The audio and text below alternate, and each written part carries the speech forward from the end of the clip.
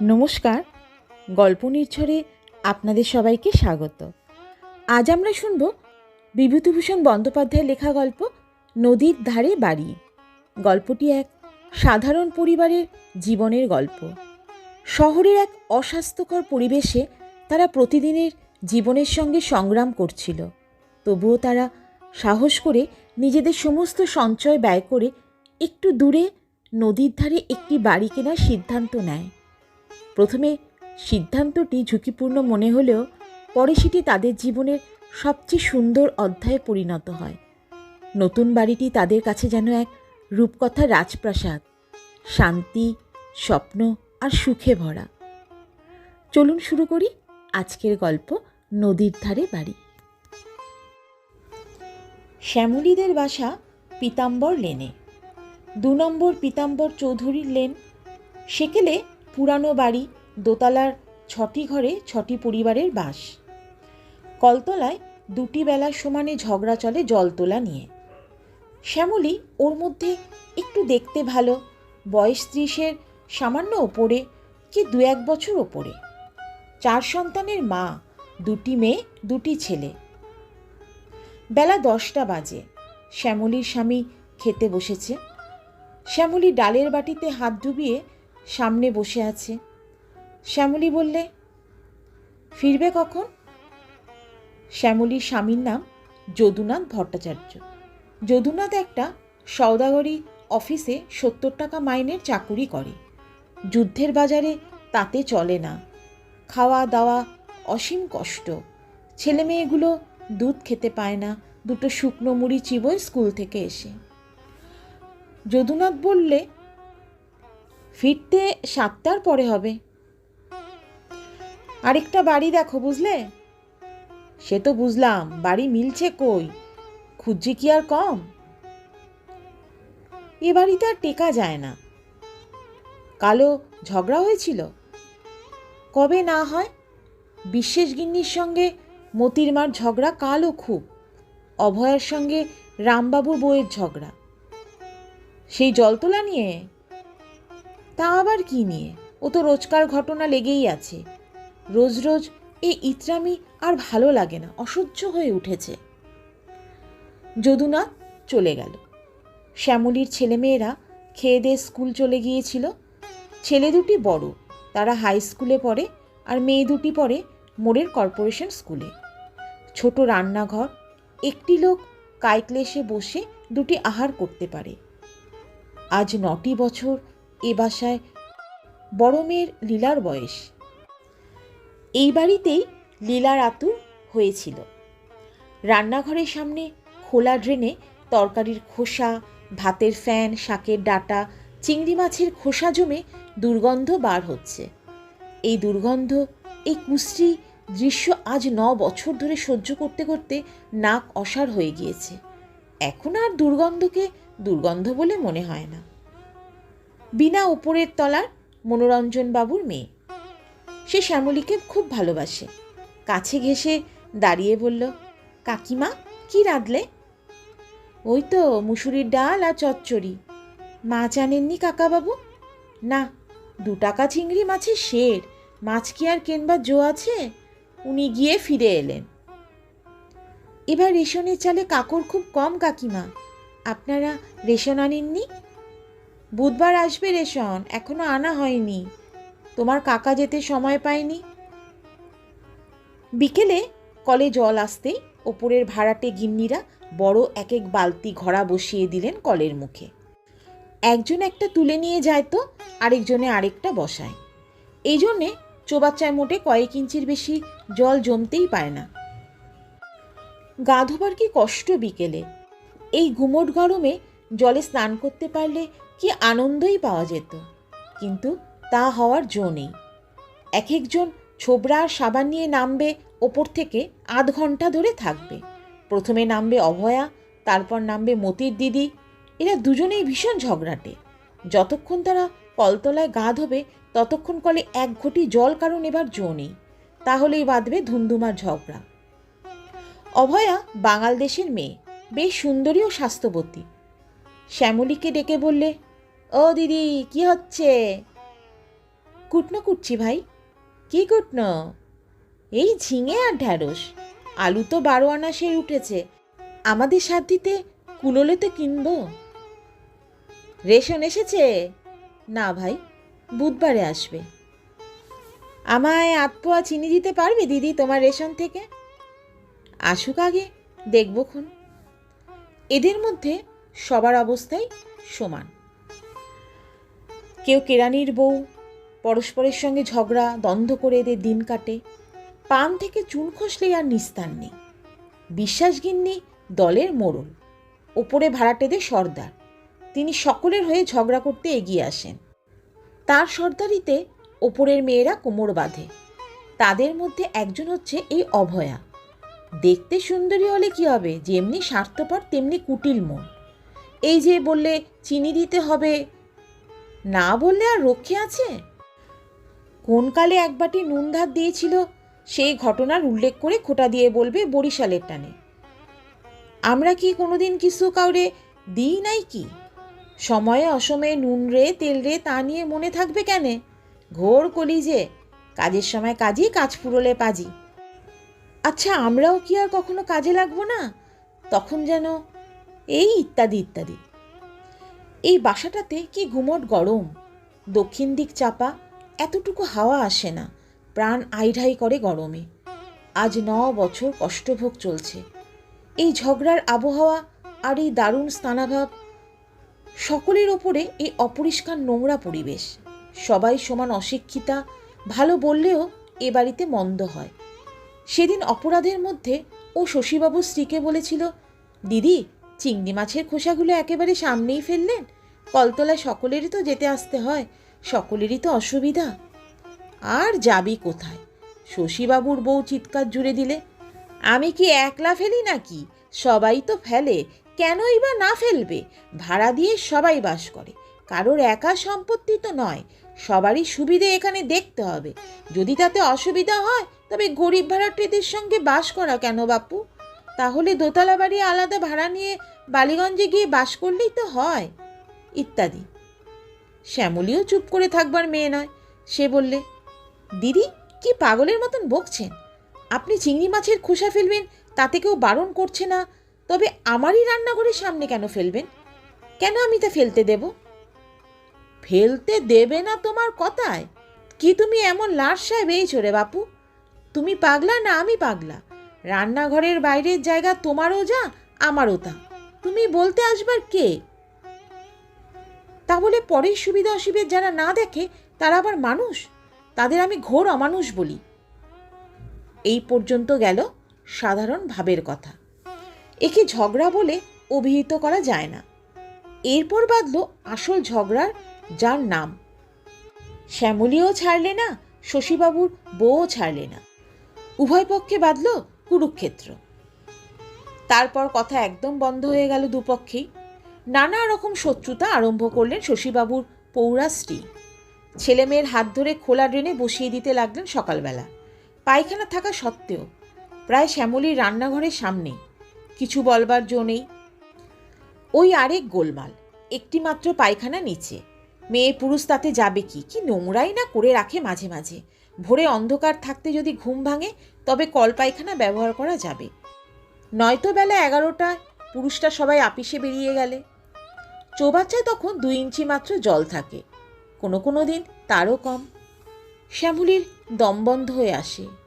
এমন কি কোনো বাসা পাওয়া যায় না, অন্তত মেয়েদের একটা আলাদা নাইবার জায়গা আছে? আষাঢ় মাসের প্রথম। ফিরিওয়ালা গলির মধ্যে হাঁকছে, চাই ল্যাংড়াম ল্যাংড়াম। বৃষ্টি এখনো নামেনি এবার। জ্যৈষ্ঠ মাসের গরম প্রায় সমানভাবেই চলছে। মতির ছোট বোন এসে বলল, 10 পালা তেল ধার দেবেন কাকিমা? শ্যামলী বললে, হবে না, তেল নেই রে। 8 পালাও হবে না? কিছু নেই। মেয়েটা চলে গেল। শ্যামলী তেল দেবে কি? ওদের কোনো আক্কেল নেই। শ্যামলী কি সাধে বিরক্ত হয়েছে? উনি খারাপ কলের তেল খেতে পারেন না বলে 1 নম্বর কানপুর কিনে আনেন ওর অফিসের রেশন থেকে। সে কি ঝাঁঝলা তেল! মতিরা এক কৌশল ধরেছে কি, বিষপলা সেই ভালো তেল হপ্তায় ধার নেবে আর শোধ দেবে 5 শিকেশেরের কলের তেল দিয়ে। উনি বলেন ও তেল খেলে বেরি বেরি হয়। শ্যামলীদের ফি হপ্তায় বিষপলা তেল অপব্যয়ে যায়। ওরা চালাক আছে, একবার নেবে 10 পলা, তারপর আরেক দিন এসে নেবে 10 পলা। একসঙ্গে নেবে না, একেবারে মৌরুষি পাট্টা করে বসেছে। দেবে না তেল, রোজ রোজ ও চালাকি খাটবে না আমার কাছে, দেখি কি হয়। কিন্তু মতির মায়ের কৌশল আবার অন্যরকম, সে এতটুকুও চটল না। আবার একবার বাটি হাতে এসে হাজির স্বয়ং মতির মা। ও শ্যামলী, দে দেখি ভাই একটু তেল। তেল নেই দিদি। দিতেই হবে ভাই, মাছ ভাজা হচ্ছে না, 5 পলা তেল দে। যা আছে আমারই কুলোবে না দিদি। দেখি তো তোর তেলের বোতল, দে ভাই আমায় 5 পলা তেল দে। অগত্যা শ্যামলী উঠে গিয়ে তেল দেয়। ও আবার পরের কাঁদুনি মিনতি বেশিক্ষণ সহ্য করতে পারে না। ঠকছে তো দেখাই যাচ্ছে, ঠকুক, লোকে তাতে খুশি হয়, হোক। কিন্তু এই সামান্য ব্যাপার নিয়ে দোতলার ভাড়াটেদের মধ্যে মহা ঘোট মঙ্গলের সৃষ্টি হলো। মতির মা গিয়ে 7খানা করে লাগিয়েছে তাদের কাছে। তেল থাকতেও দিতে চাচ্ছিল না, বোতল দেখতে চাইলাম তাই তো দিলে। এমন ছোট নজর তো কখনো করতে পারিনি আমরা। এই যে সেদিন বৈশাখ মাসে ওর পেটের ব্যথা ধরলো, রাত্রিরে যদুবাবু সোডা চেয়ে নিয়ে যাননি আমাদের এখান থেকে, দিইনি আমরা। লোকের কাছ থেকে হাত পেতে যেমন নিতে হয় তেমনি দিতেও হয়, তবেই তো লোকে মানুষ বলে। তার পরের দিন আর কলতলায় যাওয়া যায় না। বড় বড় বালতি, ঘড়া আর টব সব পড়লো একের পর এক সকাল থেকে। সেসব সরিয়ে এক বালতি রান্নার জল নিতে গেলেও ঝগড়ার মুখর হয়ে উঠবে সারা বাড়িটা। সে কথা শ্যামলী ভালো রকমই জানে, অনেকবারের অভিজ্ঞতায় জানে। সুতরাং আষাঢ় মাসের গুমোট গরমে বেলা 11টা পর্যন্ত তাকে অস্নাত অবস্থায় থাকতে হলো। 11টার পর কলের জল কখন চলে গেল, যখন সে নাইতে গেল তখন চোবাচ্চায় 1 ইঞ্চি মাত্র জল, কাকের মুখ থেকে তার মধ্যে পড়েছে ভাত। এই সময় একদিন যদুবাবু এসে বললেন, ওগো শোনো, একটা সন্ধান পেয়েছি। রানাঘাট থেকে নেমে যেতে হয় প্রায় 11 মাইল উত্তরে, বল্লভপুর বলে পাড়াগা। সেখানে কলকাতার এক বড় লোকের জমিদার কাছারি ছিল, বিক্রি করে ফেলেছে। মাঝে মাঝে যেত বলে কাছারি বাড়ির সংলগ্ন দোতলা বাড়ি তৈরি করেছিল। ওপরে নিচে 5খানা ঘর, বারান্দা, রান্নাঘর, নাইভার ঘর সব আছে। 10 বিঘে জমির ওপরে কাছারি বাড়ি, তাতে আম কাঁঠালের গাছ, কলা গাছ সব আছে। বাড়ির সেই জমির নিচ দিয়ে একটা ছোট নদী বয়ে যাচ্ছে, তাতে জমিদার বাঁধানো ঘাটলা করে দিয়েছেন। বাড়ির মেয়েরা যখন গিয়ে থাকতো তাদের নাইবার সুবিধার জন্যে। সব সুদ্ধে 3,000 3,500 টাকা হলে বাড়িটা পাওয়া যায়। জমি শুদ্ধ কিনবো, প্রভিডেন্ট ফান্ডের সব টাকা যদি তুলে নিই। অত কমে হবে? পাড়া গাছ, কে সেখানে খদ্দের হচ্ছে? যদ্দূর শুনলুম চাষা গায়ে অত টাকা দিয়ে কেনবার মতো লোক নেই। তার টাকা দেবে কোথা থেকে? প্রভিডেন্ট ফান্ডে সব টাকা তুলে নিই, তোমার গহনা কিছু দাও, আর ইন্স্যুরেন্স কোম্পানির কাছ থেকে কিছু ধার করি। আমার কাছেও সামান্য কিছু আছে। শ্যামলীর মন নেচে উঠল। কতদিন সে পাড়াগাঁয়ের মুখ দেখেনি। বাপের বাড়ি ছিল হুগলি জেলা তারকেশ্বর লাইনে দাসপুর গ্রামে। সে বংশে বাতি দিতে কেউ নেই। জ্ঞাতি কাকারা পর্যন্ত উঠে এসে কলকাতায় বাস করছেন। ঘোর ম্যালেরিয়ায় চলে না সেখানে থাকা। যদি এ সম্ভব হয়, ভগবান কি এত দয়া করবেন? তার কি এত সুখ কপালে আছে? শ্যামলী বললে, কিন্তু তুমি কোথায় থাকবে? কেন, সেখানেই থাকবো। আর আপিস? চাকুরি ছেড়ে দেব। হ্যাঁ, ঘেয়ে হয়ে গিয়েছে এই জীবন, আর ভালো লাগে না। স্বাস্থ্য যেতে বসেছে, একটু সাহস করে দেখি যা আছে কপালে। ওখানে জায়গা জমি নিয়ে চাষবাস করব। আর ছেলে দুটো লেখাপড়া? রানাঘাটে বোর্ডিংয়ে থাকবে, সে ব্যবস্থাও হয়ে যাবে এখন। আর এ যা লেখাপড়া শিখছে, এ শিখে তো কেরানি হবে। তার চেয়ে ভালো কাজ ওখানে শিখতে পারবে। বিলেত থেকে লোক গিয়ে আমেরিকায় বাস করে আমেরিকা যুক্তরাজ্য স্থাপন করেছিল। অজনায় পারি না দিলে মানুষ হয়ে ওঠে না। জীবন উপভোগী যদি না করলো, বেঁচে থেকে কি হবে? গ্রামের লোকদের কাছে দুটো ভালো কথা বলবো, নাইট স্কুল করব, বই পড়াতে শেখাবো, এ আমার অনেক দিনের ইচ্ছা। স্বামী স্ত্রীতে মিলে সারা বিকেল আর সারা রাত ধরে পরামর্শ হলো। শ্যামলীর চোখে রঙিন স্বপ্ন ভেসে উঠেছে। দূরের পাখি ঢাকা ফুল ফোটা, সুমুখ জ্যোৎস্না রাত্রির প্রহরগুলি, কত অলস মধ্যাহ্নে বনানী কোলে ঘুঘুর ডাক শোনা, বিছানায় আধা জাগরিত আধা ঘুমন্ত অবস্থায় শুয়ে শুয়ে কত আম্রমুকুলের গন্ধে সুবাসিত সকাল সন্ধ্যা। দিন 15 পরে যদুবাবুর সঙ্গে একটি প্রৌঢ় ভদ্রলোক শ্যামলীদের বাসায় ঢুকলেন। যদুবাবু বললেন, উনি এখানে খাবেন। শ্যামলীকে আড়ালে বললেন, উনি ওদের স্টেটের নায়েব, ওরও নাম যদুবাবু, তবে উনি কায়স্থ। আমায় বলে কয়ে উনিই বাড়ি দেওয়াচ্ছেন, অতি ভদ্রলোক। একটু ভালো করে খাওয়া দাও, 3.5 মধ্যে হয়ে যাবে। আর সেই সঙ্গে জমিদারে খাস কিছু রোয়া ধানের জমি আছে, সেটাও ওই সঙ্গে হয়ে যাবে। আহারাদির পরে ভদ্রলোক অনেকক্ষণ কি পরামর্শ করলেন যদুবাবুর সঙ্গে, তারপর চা খেয়ে বিদায় নিলেন। এর 3 দিন পরে শ্যামলীকে যদুবাবু বললেন, বাড়ি রেজিস্ট্রি হয়ে গিয়েছে, বুঝলে।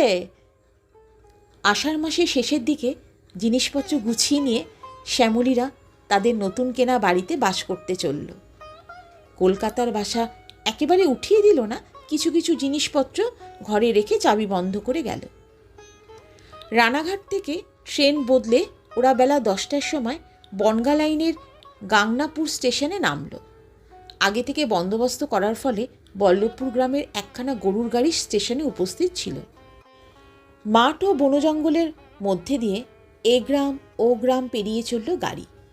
বেলা প্রায় 3টের সময় সামনের একটা ঝাঁকড়া বটগাছ দেখিয়ে গাড়োয়ান বলল, ওই বুদিপুরের বনবিবি তলা দেখা যাচ্ছে বাবু, ওর পরেই বল্লভপুর।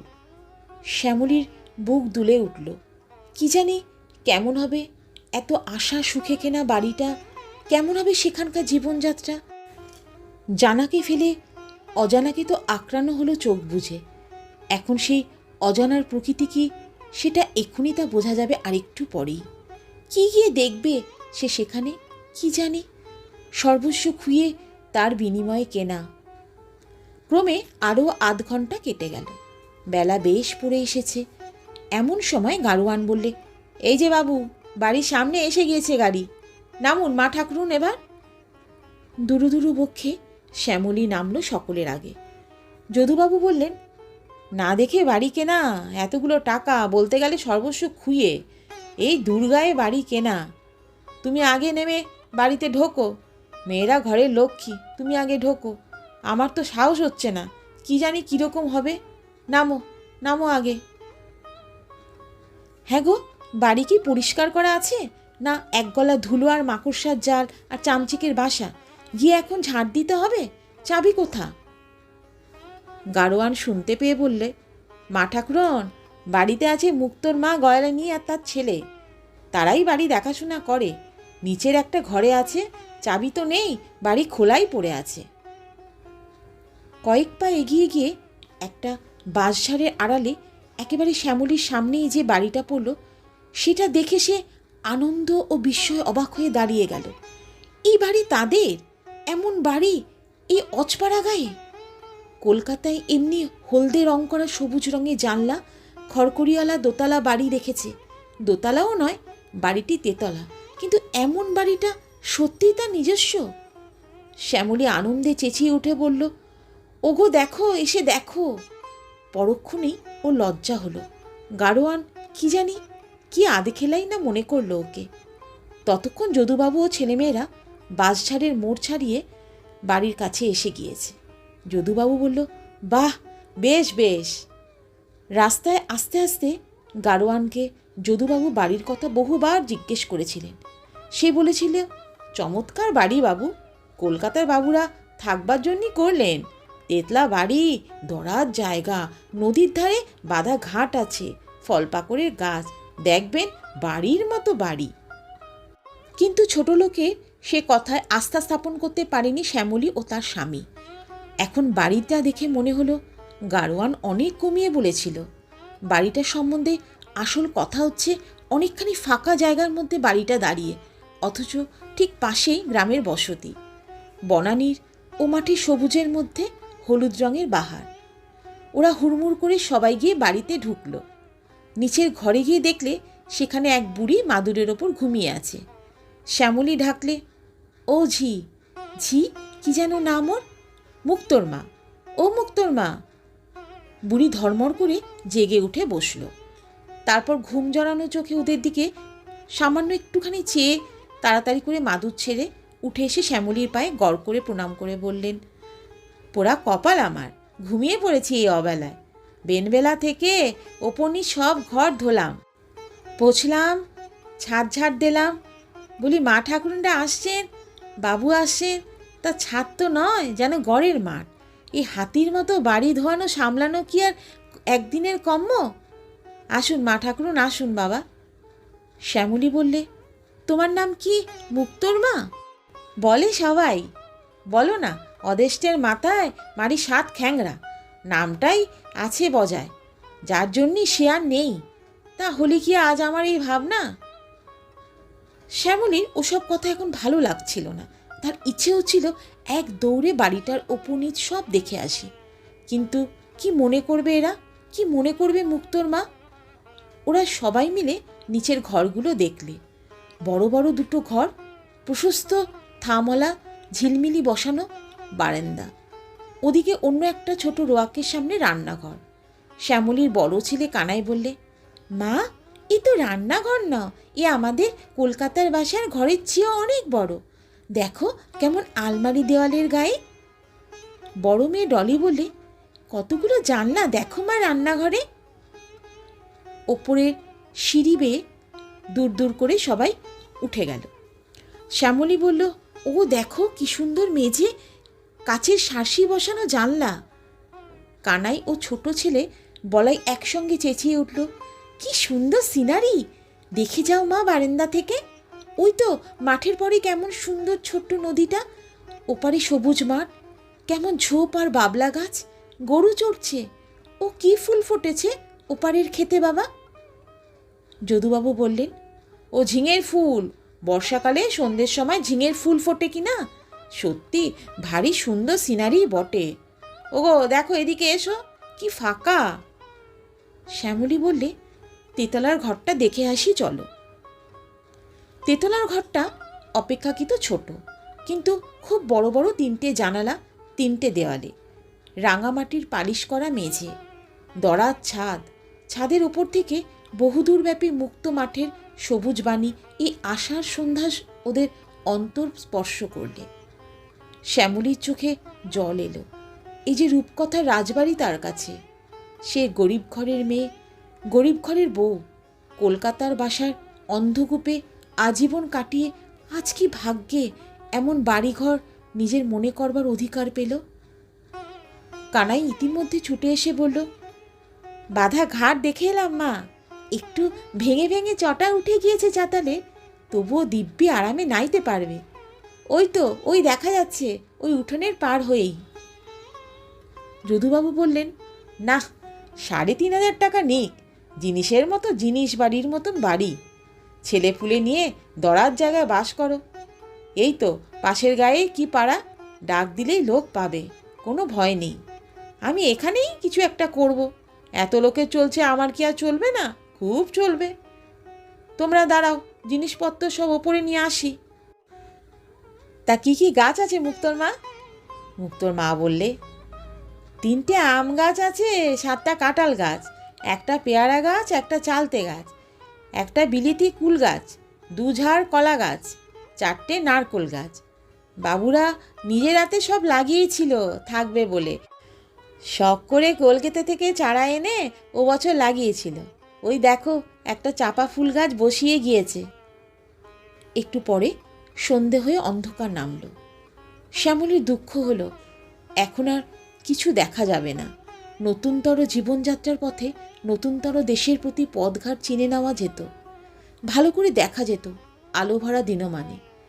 শ্যামলী তাড়াতাড়ি লণ্ঠন জ্বালালে, ডাকলে, মুক্তোর মা, ও মুক্তোর মা। মুক্তোর মা মালপত্র গাড়ি থেকে নামিয়ে এনে দোতলায় তুলছিল।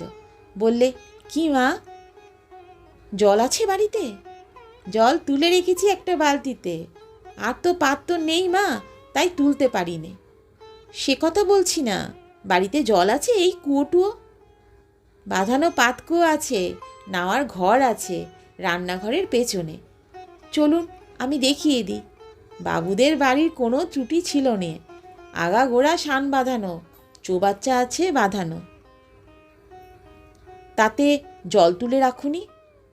নাইবেন যদি, তবে পাতকুয়ার জলে কেন মা? দিব্যি বাঁধানো নদীর ঘাট, অসাগর জল। এখন জোয়ার এসেছে, সব পৈঠেগুলো ডুবে গিয়েছে। চলুন গা ধুয়ে আসবেন। শ্যামলী নদীর ঘাটে নাইতে গেল। ঘাটের ঠিক পাশেই কি একটা বড় প্রাচীন গাছ, তার ছায়া পড়েছে বাধাঘাটের পৈঠাগুলোতে। কি একটা পুষ্পের সুবাস বাতাসে ভুরভুর করছে, এই গাছ থেকেই আসছে। কি ফুলের গন্ধ মুক্তোর মা? কি একটা লতা এই গাছে উঠেছে মা, কাল সকালে দেখবেন সাদা সাদা ফুল ফুটেছে, ভারী বাঁশ বেরোয় রাত্রিরে। শ্যামলী জলে নামল। আসে রূপকথা রাজকন্যে। স্নিগ্ধ জল, ওপারের দিক থেকে হাওয়া বইছে, সেই ফুলের সুগন্ধ, তারাভরা আকাশ, এই বাঁধা ঘাট, এই প্রাচীন কি বনস্পতি, এই বনস পুষ্প সুবাস, সব তাদের নিজস্ব। তারা পয়সা দিয়ে কিনেছে। কলকাতায় সেই পচা ড্রেন, কলতলা, অভয়া, বিশ্বাসগিন্নি সব স্বপ্ন হয়ে গিয়েছে একদিনে। তাদের জন্যে সত্যিই কষ্ট হলো। বেচারি মতির মা, বেচারি শশীবাবুর বউ, ওদের একবার এখানে আনতে হবে। না, এও স্বপ্ন, এখন যেন বিশ্বাস হয় না এত সৌভাগ্য। ডলি চেঁচিয়ে ডাকছে দোতলার বারান্দা থেকে, ও মা, শিগগির গা ধুয়ে এসো, বাবা চা চাইছে, এসো চট করে। শ্যামলী স্বপ্নলোক থেকে নেমে এলো। সাবানের বাক্সটা নিয়ে আনতে ভুলে গিয়েছে তাড়াতাড়িতে। মুক্তোর মা, ছুটে যাও, বড় দিদিকে গিয়ে বলো ছোট তরঙ্গের মধ্যে সাবানের বাক্সটা আছে দিতে। শুনলেন বিভূতিভূষণ বন্দ্যোপাধ্যায়ের লেখা গল্প নদীর ধারে বাড়ি। গল্প নিঝুরের সঙ্গে থাকার জন্য আপনাদের অনেক ধন্যবাদ। আবার ফিরে আসবে একটা নতুন গল্পের সঙ্গে। সবাই ততদিন ভালো থাকুন, সুস্থ থাকুন।